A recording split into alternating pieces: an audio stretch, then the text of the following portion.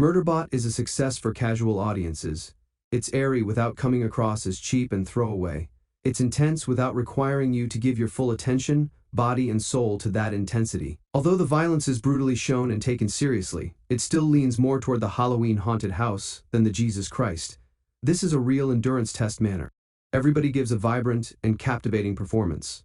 Because it's part of his personality, the biggest star in the piece takes a back seat and mutes his brightness so that everyone else can shine.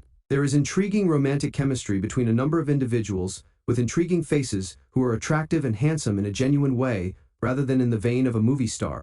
Each episode is brief but packed with content, and you can watch it while stoned, eating hummus and pretzels, with your laptop resting on your lap and your feet propped up on the couch.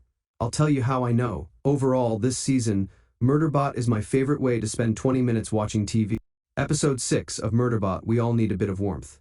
Moreover, smirk. There are two main story points in this episode.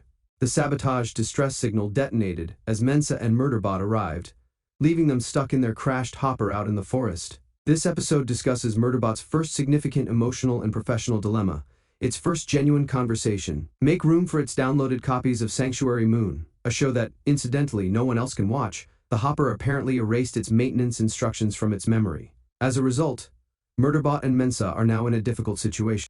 That is, unless they manage to get it together.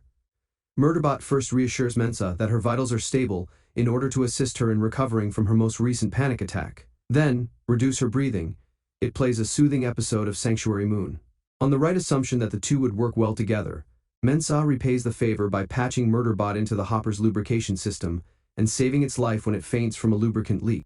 And if it's compatible with the ship in one aspect, it might be compatible in another, which provides Murderbot the motivation it needs to fix the hopper and return to the base. Murderbot has Mensa cut open its back, use a monkey wrench to crack up its biomechanical spine, and extract a nerve strand like spaghetti in a delightfully gory field surgical scene. After using the nerve fiber to repair a crucial but damaged computer component, Murderbot leaves for the habitat.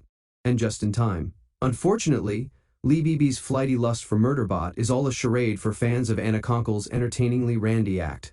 She turns a gun on the gang that remained at the habitat while Murderbot and Mensa went to activate the emergency beacon. In reality, she is an operative of whoever planned the Deltfall atrocity. For reasons that are yet unclear, she commands Gurathan to grant her access to the hub system that the company has installed.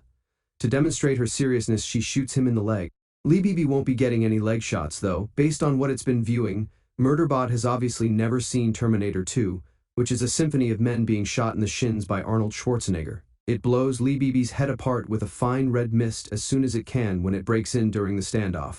Make another fucking movie, Murderbot EP 6, and all, plus headshot. However, everyone is more appalled than appreciative, which is the opposite of the hero's reception that his serials have taught him to anticipate. It makes sense that Gurathan is incensed that Murderbot would take a chance on shooting someone who is pointing a gun at his head. Additionally, he is furious that they no longer have any hope of obtaining information from her regarding the assailants and their goals. The group's hippie, Bharadwaj, was horrified to witness Murderbot kill a human life. Arata simply tries to console them, while Pinley laughs uncontrollably, and Rathi throws up. It's tough because Mensa just turns and stares at Murderbot as if she's never seen it before. Episode 6 of Murderbot. Mensa and Murderbot exchange glances. Furthermore, Murderbot discovers that killing Leebeebee felt good, which, depending on your interpretation, is either the best or the worst thing the murderous robot tasked with your protection could say. The delights of this episode are clear. If you're a gorehound like me, Leebeebee gets herself scanners while Mensa slashes Murderbot open like a Hellraiser Cenobite from stem to stern. However, the show is made by the influence of these occurrences. The slow-motion shot of the team all freaking out in their own unique ways is a memorable one that captures Murderbot's shock at their horror, even though it's clear that the action thriller comedy will never remain very serious for very long. Thank you for watching.